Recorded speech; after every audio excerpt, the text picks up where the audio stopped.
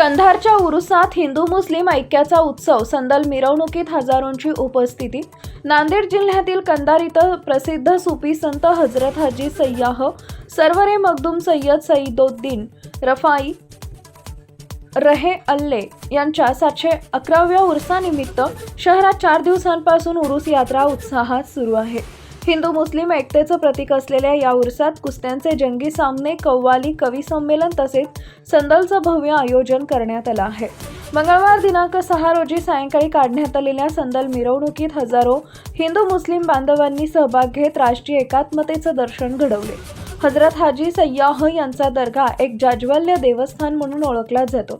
उर्सानिमित्त दर्ग्याच्या दर्शनासाठी महाराष्ट्रासह आंध्र प्रदेश, कर्नाटक व तेलंगणातून भाविक मोठ्या संख्येनं उपस्थित राहतात। जिल्हाधिकाऱ्यांकडून सुट्टी जाहीर करण्यात येत असल्यानं गर्दी वाढते।